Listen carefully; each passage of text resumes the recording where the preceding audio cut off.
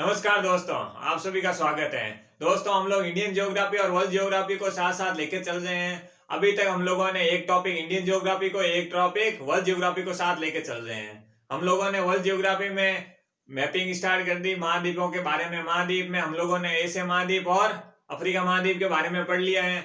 आज के वीडियो में हम लोग उत्तरी अमेरिका महाद्वीप के बारे में पढ़ने जा रहे हैं। इस महाद्वीप में जो भी एग्जाम की दृष्टि से इस वीडियो में हम लोग जो राजनीतिक स्थिति, भौगोलिक स्थिति, पर्वत और पठार है, इसके बारे में हम लोग बात करने वाले हैं। तो ठीक है दोस्तों, बिना टाइम वेस्ट के टॉपिक पर आते हैं। दोस्तों, आज का टॉपिक है उत्तरी अमेरिका। जो उत्तरी अमेरिका है, जो तीसरा महाद्वीप है। अभी तक हम लोग जो टोटल 7 महाद्वीप है और 8वां जिलैंडिया है, जिसके बारे में अभी बात चल रही है, लेकिन अभी तक 7 कंफर्म महाद्वीप है, उसमें ये है उत्तरी अमेरिका। तो उत्तरी अमेरिका के पहले हम लोग थोड़ी कुछ राजनीतिक स्थिति देख लेते हैं, फिर हम लोग भौगोलिक स्थिति पर आएंगे। तो सबसे पहले दोस्तों, आपको ये दिख रहा है मैप, ये है उत्तरी अमेरिका मैप। ठीक है, इसको जो स्टार्टिंग साइड से सबसे पहले हम लोग आसपास के जो क्षेत्र है उसको देख लेते हैं, फिर हम लोग एक एक करके सबके बारे में जानते हैं। तो उत्तरी अमेरिका में दोस्तों, आपको जो उत्तरी अमेरिका के पश्चिम में है, जो वो क्या है, प्रशांत महासागर। ये इनकी भी स्थिति भी आपको पता होनी चाहिए, इसलिए मैंने पहले लिख लिया ताकि टाइम वेस्ट नहीं हो।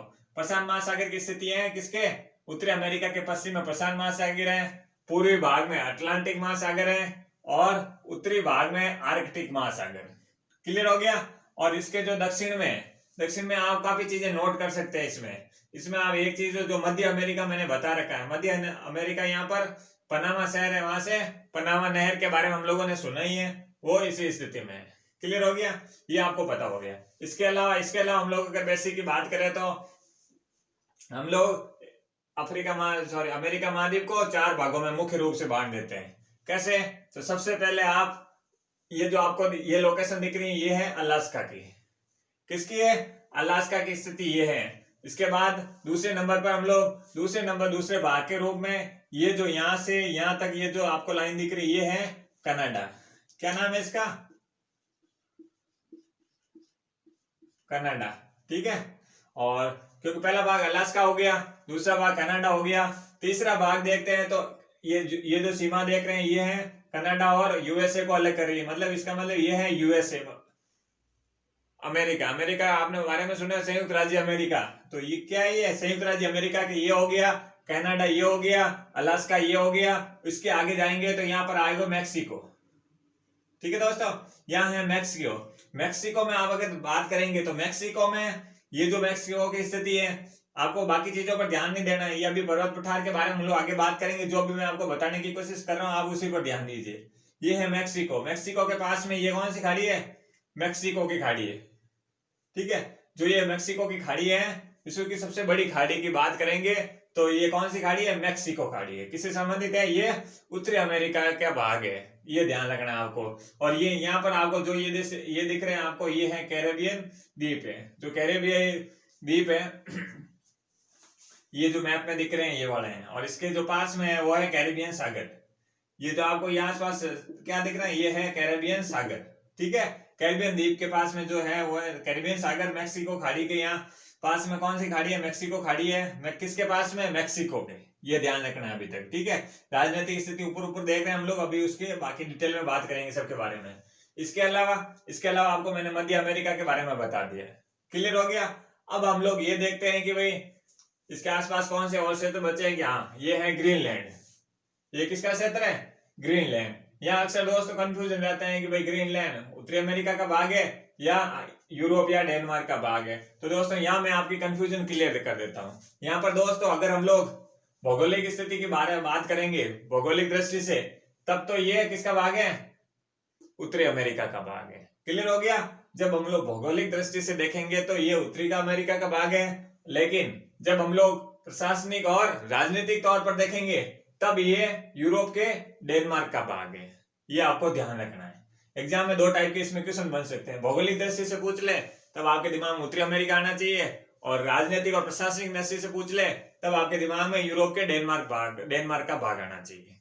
ये क्लियर हो गया ग्रीनलैंड का। ग्रीनलैंड आपको पता है कि सबसे बड़ा द्वीप कौन सा? यही है, यह ध्यान रखना आपको। ये क्लियर हो गया। हम लोगों ने आसपास की जो नॉर्मल बात थी। इसके अलावा अगर बात करें, इसके अलावा हम लोग अब बात कर लेते हैं कि भाई जो जल संधियां दिख रही हैं आपको आसपास के क्षेत्रों में, आपको कुछ जल संधियां दिख रही हैं। कौन कौन सी? 2 जल संधि है यहाँ पर। अभी हम लोग इसे जल संधि का दोस्तों में एक अलग से पूरे वर्ल्ड की एक एक करवाऊंगा, लेकिन अभी जो महाद्वीप वाइज पढ़ रहे हैं तो उसके हिसाब से भी पढ़ लेते हैं। यहाँ पर आपने ग्रीनलैंड पढ़ लिया है कि भाई ग्रीनलैंड भौगोलिक भाग तो अमेरिका से संबंधित है और प्रशासनिक और राजनीतिक भाग है जो डेनमार्क से संबंधित है। लेकिन दोस्तों जो ग्रीनलैंड और कनाडा का ये भाग है, ग्रीनलैंड और कनाडा को अलग करने वाली जल संधि कौन सी है, ये पूछ लेते हैं एग्जाम में। तो कौन सी जल संधि है? ये है डेविस जल संधि। का नाम क्या है? डेविस जल संधि है। जो डेविस जल संधि है जो ग्रीनलैंड और कनाडा को अलग करती है। बस इतना आपको यहाँ पर ध्यान रखना है। क्लियर हो गया? जब हम लोग महासागर पढ़ेंगे तो उसका अलग से डिटेल में जानेंगे। अभी आपको ये ध्यान रखना है जो डेविस जल संधि है जो कनाडा और ग्रीनलैंड को अलग करती है। ठीक है, ये आपको समझ में आ गया। अब हम लोग और आगे आ जाते हैं दूसरी जल संधि जो आप मैंने ग्रीन कलर में बता रहे कि ये जल संधि है। ठीक है, ये वाली जो जल संधि है इसका नाम मैं अभी बता दूंगा। ये किसको अलग कर रही है? ये साइबेरिया, रूस और आप अलास्का का भाग कह सकते हैं या अमेरिका का भाग, जो भी कहना चाहते हैं। ठीक है, साइबेरिया और अलास्का का कहे तो ये इस जल संधि का नाम है बेरिंग जल संधि। साइबेरियन रूस का भाग दोस्त आप समझ गए होंगे। पूरे ग्लोब के हिसाब से ये रूस का पार्ट है, साइबेरिया रूस का भाग, और अलास्का के बीच में जो जल संधि है वो है बेरिंग जल संधि। क्लियर हो गया दोस्तों? यहां से ही इसी भाग से जो 180 डिग्री देशांतर रेखा है, जो अंतरराष्ट्रीय तिथि रेखा भी बोलते हैं उसे। ठीक है, अंतरराष्ट्रीय क्या बोलते हैं? अंतरराष्ट्रीय तिथि रेखा। क्लियर हो गया? उसे क्या बोलेंगे? अंतरराष्ट्रीय तिथि रेखा भी बोलते हैं। अगर इसके अलावा अगर बात करें, ये तो अंतरराष्ट्रीय तिथि रेखा की बात हो गई। यहाँ पर एक चीज और नोट कर सकते हैं आप, जो साइबेरिया रूस और इसको अलग करने वाले ये होगी। कई बार पूछ लेते हैं कि यहाँ पर एक ये तो यहाँ बेरिंग सागर है, यहाँ पर ये जो बेरिंग जल संधि है यहाँ पर बेरिंग सागर है। ठीक है, यहाँ के आसपास क्या है? बेरिंग सागर है। तो बेरिंग सागर और यहाँ पर है चुक्की सागर। क्या नाम है? चुक्की सागर।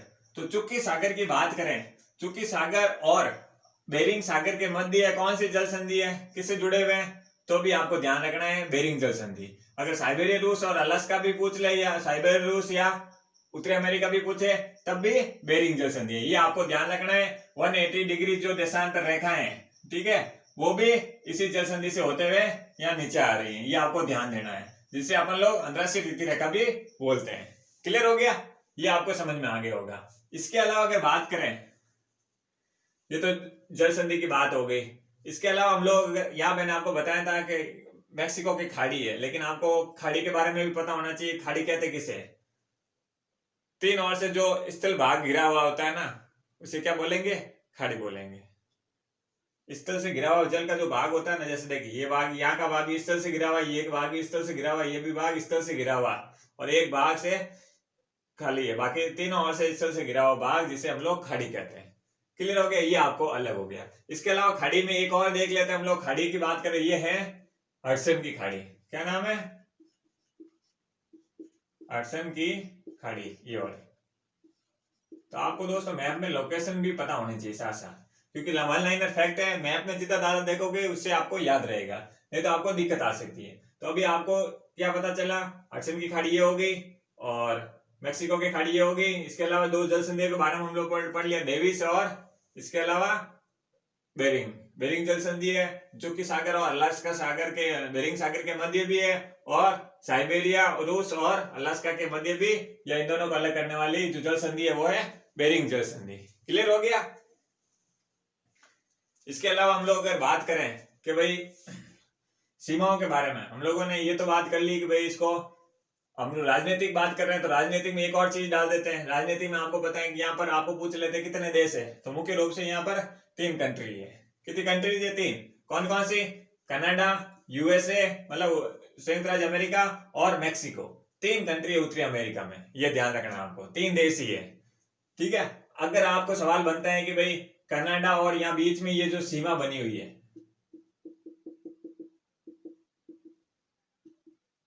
कनाडा और यूएसए संयुक्त राज्य अमेरिका के मध्य ये जो सीमा बनी हुई है, अक्सर आपने देखा दोस्तों सीमाओं पर विवाद होते रहते हैं, तो ये भी एक उसी प्रकार की सीमा है। लेकिन दोस्तों ये जो सीमा है इसका नाम पहले बता देता हूं, फिर यहाँ पर ये है 49वीं अक्षांश रेखा या 49वीं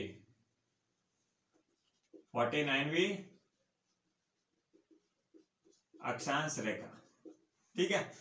49वीं अक्षांश रेखा भी बोलते हैं और 49वीं समानांतर रेखा भी बोलते हैं, क्योंकि आपको पता है ये जो रेखाएं होती है वो समानांतर होती है, ये होती है देशांतर रेखाएं, ये अक्षांश रेखाएं, ये देशांतर रेखाएं होती है। इसे क्या बोलते हैं? 49वीं 49वीं समांतर रेखा भी बोलते हैं। 49वीं समांतर रेखा किन दो देशों को अलग करती है, किन दो देशों की सीमा बनाती है, ये आपको पता चल गया होगा। कनाडा और संयुक्त राज्य अमेरिका की सीमा बनाने वाली कौन सी है? 49वीं अक्षांश रेखा बोल सकते हैं या 49वीं समानांतर रेखा बोल सकते हैं। क्लियर हो गया? ये तो बात हो गई कनाडा और अमेरिका को अलग करने वाली जो सीमा का नाम है। लेकिन दोस्तों ये भी है कि ये विश्व की या एकमात्र एक ऐसी सीमा रेखा है या ऐसी सीमा है जो सबसे शांति प्रिय है। अक्सर अपन लोग अलग अलग देशों में अक्सर हर जगह विवाद देखने को मिल सकते हैं, भारत चीन हो, भारत पाकिस्तान हो, कहीं ना कहीं हर जगह विवाद होते हैं, लेकिन ये विश्व की एकमात्र एक ऐसी शांति प्रिय सीमा है। तो अब ये आपको ध्यान रखना चाहिए कि विश्व की सबसे शांति प्रिय सीमा किन दो देशों के मध्य है, ये पूछ सकता है एग्जाम में। तब आपके दिमाग में कनाडा और यूएसए आना चाहिए। क्लियर हो गया? ये आपको समझ में आ गया होगा। अब हम लोग अभी राजनीतिक बात कर रहे हैं, तो राजनीतिक में हम लोग अभी और देख लेते हैं। हम लोगों ने कनाडा और यूएसए की बात कर ली, लेकिन दोस्तों यहाँ पर एक और आ गई, यूएसए और मैक्सिको। ये हो गया यूएसए है ये संयुक्त राज्य अमेरिका और ये है मैक्सिको। तो यूएसए और मैक्सिको को अलग करने वाली सीमा दोस्तों आपको यहाँ पर एक कैंट्री पर्वत नाम से दिख रहा है, ये वाला, ये कैंट्री पर्वत है, ठीक है। इस पर्वत से एक नदी निकलती है, कैंट्री पर्वत से एक नदी निकलती है जिसका नाम है रियो ग्रांडे नदी। क्या नाम है? रियो ग्रांडे नदी है, जो कैंट्री पर्वत से निकलती है और मैक्सिको के खाड़ी में गिर रही है। ये जो रियो ग्रांडे नदी है यही यूएसए और मैक्सिको के मध्य सीमा बनाती है। बस ये चीज आपको ध्यान रखना है। यूएसए और मैक्सिको के मध्य सीमा बनाने वाली नदी पूछ सकते हैं, या रियो ग्रांडे नदी किस पर्वत से निकलती है। दोस्तों पर्वत तो मैं पढ़ाऊंगा सभी, लेकिन अभी सीमा की बात हो रही है, हम लोग राजनीतिक दृष्टि से देख रहे हैं, तब आपके दिमाग में ये आना चाहिए कि जो कैंट्री पर्वत से रियो ग्रांडे नदी है वो मैक्सिको में गिर रही है, लेकिन यूएसए और किसके मध्य सीमा बना रही है? मैक्सिको के मध्य जो सीमा बना रही है उसका नाम क्या है? रियो ग्रांडे नदी। ये आपको क्लियर होना चाहिए। उम्मीद कर रहा हूं ये आपको आराम से समझ में आ गया होगा। अब आप आगे हेडिंग डाल दीजिए। हम लोगों ने राजनीतिक दृष्टि से देख लिया ओवरव्यू, ठीक है, जो एग्जाम की दृष्टि से महत्वपूर्ण था। अब आप हेडिंग डाल दीजिए भौगोलिक दृष्टि से, ठीक है। भौगोलिक रूप में अगर बात करें, उत्तरी अमेरिका को 4 भागों में बांट सकते हैं। कैसे? आपको पता है, इसमें मैं आपको यहाँ पर साइड में बना के बता रहा हूं।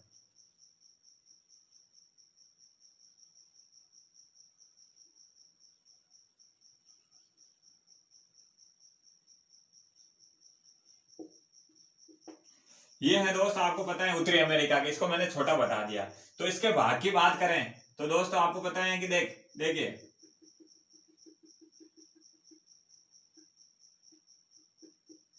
इसे क्या बोलते हैं, इस पर ध्यान देना है आपको। ये वाला क्षेत्र, इसको मैं पहले क्षेत्र भागों में बांट देता हूं। ये जो क्षेत्र है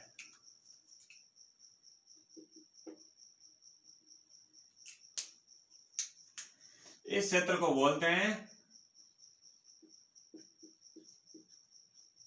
कनाडियन शील्ड। कौन सा क्षेत्र है? ये वाला क्षेत्र है, ठीक है। ये यहां से अपन देख सकते हैं, यहां से ये वाला जो क्षेत्र, इसे कनाडियन शील्ड बोलते हैं। और जो कनाडियन शील्ड है ये प्राचीनतम स्थिर भाग है, ये ध्यान रखना आपको। प्राचीनतम स्थिर भाग है, मतलब स्थिर भाग का मतलब ये हुआ कि इस जगह पर स्थिर भाग होता है, वहां पर भूकंप और सुनामी जैसी भूकंप जैसी घटनाएं बहुत कम देखने को मिलती हैं, तो इसलिए अपन लोग प्राचीनतम स्थिर भाग कह सकते हैं, ठीक है। तो प्राचीनतम स्थिर पर्वत भी बोल सकते हैं, भाग भी बोल सकते हैं, जो आप बोल सकते हैं, ठीक है ना। कनाडियन शील्ड बोलते हैं। ये वाला जो क्षेत्र आपको दिख रहा है ना, ये वाला। क्लियर हो गया? ये तो एक भाग हो गया भौगोलिक दृष्टि से। दूसरा भाग हो जाता है, क्या नाम है इसका, इसको जानने से पहले इसको बता देता हूं मैं। अपलेशियन, क्योंकि पता है आपको दोस्त यहाँ पर अपलेशियन पर्वत है। ये देखिए ये जो क्षेत्र है ये अपलेशियन क्षेत्र है, ठीक है। एक को हम लोग कनाडियन, इसे क्या पश्चिमी कार्डिलेरा, सॉरी, इसे भी मैं आपको बता देता हूं, उससे पहले आपको ये देख लेते हैं। अपलेशियन जो क्षेत्र है वो भी अपलेशियन पर्वत का जो भाग है, और अपलेशियन पर्वत है आपको पता है यहाँ पर, तो ये अपलेशियन क्षेत्र भी ये वाला भाग है। क्लियर हो गया। और तीसरे भाग की बात करें, ये है पश्चिमी, इसको मैं यहां लिख लेता हूं,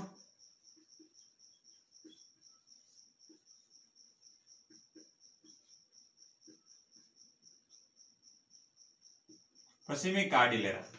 तो यहाँ पर आप देख सकते हैं कनाडियन शील्ड, ये हो गया भाग। भौगोलिक दृष्टि से हम लोगों ने उत्तरी अमेरिका को 4 भागों में डाला, ये हो गया पश्चिमी कार्डिलेरा, ये हो गया कनाडियन शील्ड, और ये हो गया कौन सा, ये वाला भाग है अपलेशियन क्षेत्र। और जो ये बीच वाला भाग है ये नदियों द्वारा बनाया गया मैदानी क्षेत्र है। क्लियर हो गया, ये नदियों द्वारा बनाया गया मैदानी क्षेत्र है। बस इसमें आपको अगर भौगोलिक दृष्टि से विभाजन की बात करें, इसको 4 भागों में बांटा गया है, पश्चिमी कार्डिलेरा, कनाडियन शील्ड, अपलेशियन क्षेत्र और नदियों द्वारा मैदानी क्षेत्र जो बनाया हुआ है। ये आपको ध्यान रखना है भौगोलिक दृष्टि से। ठीक है, अब हम लोग आ जाते हैं पर्वतों के पर। जो इसके मुख्य पर्वत हैं कौन कौन से हैं उसके बारे में जानते हैं। तो पर्वतों की बात करें तो दोस्तों, जो ये आपको लाल कलर में दिख रहे हैं ये रिंग साइड में, ये वाले, ये है पर्वत, अफ्रीका महाद्वीप के पर्वत है। बाकी कहीं ध्यान नहीं देना है। अभी आपको जो लाल कलर में मैंने बता रखा है ये है जो उत्तरी अमेरिका के मुख्य पर्वत, जो एग्जाम की दृष्टि से इंपॉर्टेंट है, और इसकी कुछ चोटी होगी तो उसके बारे में बात करेंगे। तो सबसे पहले हम लोग बात करते हैं अलास्का के अंदर अलास्का रेंज, क्योंकि दोस्तों यहाँ उत्तरी अमेरिका की सबसे ऊंची चोटी की बात होगी तो सबसे ऊंची चोटी अलास्का रेंज पर स्थित है। अलास्का जो पर्वत है अलास्का रेंज है। ठीक है, तो इस पर जो ये चोटी बनी हुई है ये माउंट मैककिनले, क्या नाम है, माउंट मैककिनले जो चोटी है उत्तरी अमेरिका की सबसे ऊंची चोटी है। तो कहां पर स्थित है, अलास्का रेंज में। ये आपको ध्यान रखना है। सवाल यहाँ बन जाते हैं कि उत्तरी अमेरिका की सबसे ऊंची चोटी, तो माउंट मैककिनले, ये आपको ध्यान रखना है। इसके अलावा दोस्तों आपको नाम पता होना चाहिए और स्थिति पता होनी चाहिए। ये भी बुक्स पर्वत जो है तो ये भी कहां पर है, अलास्का वाले क्षेत्र में, ये ध्यान रखना आपको। ठीक है, अलास्का वाले क्षेत्र में बुक्स पर्वत, स्थिति पता चल गई आपको। इसके अलावा अगर बात करेंगे, यहाँ अपन थोड़ा नीचे की ओर आएंगे तो इसे क्या बोलेंगे, कास्ट रेंज कहेंगे। ये आपको पता नहीं, ये हो गया कास्ट रेंज। इसके अलावा कास्केड रेंज, ये भी किसकी सीमा के पास है, कनाडा और रॉकीज पर्वत की सीमा के पास बना हुआ है। यहां से ध्यान से देखिए क्या नाम है, कास्केड रेंज। इसके अलावा आगे आ जाइए, सियरा नवादा जो नाम की पर्वत श्रेणी है वो भी यूएसए में, ये ध्यान रखना कहां स्थित है, यूएसए में कास्केड रेंज है जो यूएसए और कनाडा की सीमा पर है और पश्चिमी भाग पर, ये ध्यान रखना है। सियरा नवादा जो पर्वत श्रेणी है वो भी कहां पर है, यूएसए में। बस इतना आपको ध्यान रखना है। और इसके अलावा यहाँ पर आप देख सकते हैं मैकेंजी पर्वत, जो मैकेंजी पर्वत है ये है कनाडा का भाग, ये आपको ध्यान रखना है। ठीक है, ये आपको क्लियर हो गया। ये आपको ध्यान रखना है किस देश से संबंधित है या उसकी मैप में क्या लोकेशन है, इसलिए मैं आपको डायरेक्ट बता, इसमें पूरी डिटेल विश्लेषण करने की जरूरत नहीं है। मैप में लोकेशन पता होनी चाहिए। वर्ल्ड ज्योग्राफी में से इस टाइप में से आपको ऑनलाइन में दिख जाते हैं। अगर मैप की अच्छी प्रैक्टिस होगी तो यहाँ से आराम से हो जाएगा आपके सवाल। इसके अलावा यहाँ आ जाइए, अपलेशियन पर्वत है। अपलेशियन पर्वत पर सबसे ऊंची चोटी की बात करें अपलेशियन पर्वत की तो माउंट मिशेल हो गया। क्लियर हो गया, माउंट मिशेल किसकी सबसे ऊंची चोटी है, अपलेशियन पर्वत की, ये ध्यान रखना है। और उत्तरी अमेरिका की सबसे ऊंची चोटी कौन सी है, माउंट किनलो। क्यों, ये किस रेंज पर है, अलास्का रेंज पर है। इसके अलावा ये आप देख सकते हैं रॉकीज जो पर्वत है, इसकी सबसे ऊंची चोटी की बात करेंगे रॉकीज पर्वत, जो कि दुनिया की दूसरी सबसे लंबी पर्वत श्रृंखला है, दुनिया की दूसरी सबसे लंबी पर्वत श्रृंखला है या पर्वतमाला है। ठीक है, तो रॉकीज पर्वत पर सबसे ऊंची चोटी किसकी है, माउंट अल्बर्ट की बात करेंगे तो वो रॉकीज की सबसे ऊंची चोटी है। बस दोस्तों आपको इतना एक ओवरव्यू रखना है किसी भी एग्जाम को क्लियर करने के लिए, या वर्ल्ड ज्योग्राफी में से या कुछ भी आता है तो यहाँ पर आपको कुछ जानकारी भी आपके लिए बहुत ही हेल्पफुल हो जाती है। तो इस चीज में आप मैपिंग के माध्यम से करोगे तो यहाँ से कुछ भी सवाल उठेगा तो आपको कोई दिक्कत नहीं होने वाली है। क्लियर हो गया। हम लोग नदियों के बारे में भी जानेंगे, इसलिए एक एक करके हम लोग जैसे अभी पर्वतों के बारे में बात करेंगे, अभी थोड़ी देर बाद में पठार के बारे में बात करेंगे। तो यहाँ आपको क्लियर हो गया, रॉकीज पर्वत है जो इस पर जो सबसे ऊंची चोटी है उसका नाम है माउंट अल्बर्ट। क्लियर हो गया। अमेरिका की सबसे ऊंची, उत्तरी अमेरिका की सबसे ऊंची चोटी की बात करेंगे तो माउंट किनलो हो गया, ये आपको पता होना चाहिए। क्लियर हो गया। अब आप आगे हेडिंग डाल दीजिए। हम लोगों ने भौगोलिक स्थिति, राजनीतिक स्थिति और जो पठार थे, सॉरी प्रमुख थे, प्रमुख पठार थे उसके बारे में जान लीजिए। अब हम लोग चौथे नंबर पर आप हेडिंग डाल सकते हैं, उत्तरी अमेरिका के जो प्रमुख पठार कौन कौन से हैं उसके बारे में भी हमको पता होना चाहिए। ठीक है, पठार की बात करें दोस्तों, आपको ये ब्लू कलर में ये जो आपको दिख रहे हैं ये है पठार। ठीक है, इसके अलावा ध्यान नहीं देना, आपको ब्लू कलर में है जो वो है पठार। तो अब हम एक एक करके पठार कहाँ पर स्थित है, अगर कोई विशेषता हो तो ठीक है, नहीं तो किस देश से संबंधित है ये आपको इतना पता होना चाहिए, किस देश से या किस महाद्वीप से संबंधित है ये आपको पता होना चाहिए। अगर बात करें सबसे पहले यूक्रेन्स पठार की, क्या नाम है, यूक्रेन्स पठार है, वो कहाँ स्थित है, ये भी उत्तरी अमेरिका का भाग है, बस इतना आपको पता होना चाहिए। अलास्का वाले क्षेत्र में कह सकते, ठीक है, कहां पर, अलास्का वाले क्षेत्र में यूक्रेन्स पठार है। यूक्रेन्स पठार की बात करेंगे तो कहां पर है, अलास्का में। ठीक है, इसके अलावा कुछ और दूसरे देश का कनाडा भी जोड़ दे तो आपको कंफ्यूजन नहीं होना है, ध्यान रखना। अगर ऑप्शन में अलास्का है तो यहाँ से आपके कवर हो जाएगा। इसके बाद कनाडा में एक और है जिसका नाम है ब्रिटिश कोलंबिया। आपको पूछ ले ब्रिटिश कोलंबिया पठार कहाँ स्थित है, तो कहां पर स्थित है, कनाडा में। ठीक है, कनाडा में है जो ब्रिटिश कोलंबिया पठार है। इसके अलावा जो कोलंबिया स्नेक है, कोलंबिया स्नेक पठार है जो कनाडा और यूएसए की सीमा पर है। तो आप स्थिति आपको मैप में लोकेशन पता होनी चाहिए दोस्तों, क्योंकि वर्ल्ड मैपिंग में या किसी प्रकार की ज्योग्राफी पढ़ रहे हो तो उसमें आपको मैपिंग अच्छे से आनी चाहिए। तो कोलंबिया स्नेक है, कोलंबिया स्नेक की बात करें तो यहाँ पर आपको समझ में आ गया होगा, कनाडा और यूएसए की सीमा पर है जो कौन सा पठार है, कोलंबिया स्नेक। क्लियर हो गया दोस्तों, आपको किससे संबंधित है, मैप में क्या लोकेशन है, बस देश पता होना चाहिए, बाकी इसमें कोई ज्यादा स्पेशल विशेषता पढ़ने की जरूरत नहीं है। क्लियर हो गया। अब हम लोग आ जाते हैं कोलोराडो पठार के बारे में। कोलोराडो पठार है, ये कहाँ स्थित है, यूएसए में। अगर आपको पूछे कोलोराडो पठार कहाँ स्थित है, तब आपके दिमाग में ये आना चाहिए, यूएसए में। क्लियर हो गया। इसके बाद आगे आ जाते हैं हम लोग फटाफट, इसमें कुछ ज्यादा समझाने का कुछ है नहीं। मैक्सिको का पठार कहाँ पर है, मैक्सिको में है, जो उसे क्या बोलेंगे, मैक्सिको का पठार। क्लियर हो गया, ये आपको समझ मैप में देखिए 2-3 बार जब आप नाम पढ़ोगे आराम से याद हो जाएगा। ठीक है, यूक्रेन्स प्लेटू हो गया, कोलंबिया प्लेटू हो गया, इसके अलावा कोलोराडो प्लेटू हो गया और मैक्सिको प्लेटू हो गया। ठीक है, इसके बाद अलग बात करें तो यहाँ आपको एक यूएसए में 3 और पठार दिखेंगे, जिसे क्या क्या नाम है, एक का नाम है एडवर्ड पठार। क्लियर हो गया, कहां पर स्थित है, यूएसए में। और वीडमांट पठार है जो कहां पर है, ये भी यूएसए में। और ओजार्क पठार की बात करेंगे तब भी यही बात होगी कि ये भी यूएसए में। तो दोस्तों आपको पठार में जो मुख्य थे, और अलग से मैं कॉमन वीडियो भी बना दूंगा थोड़े टाइम बाद में।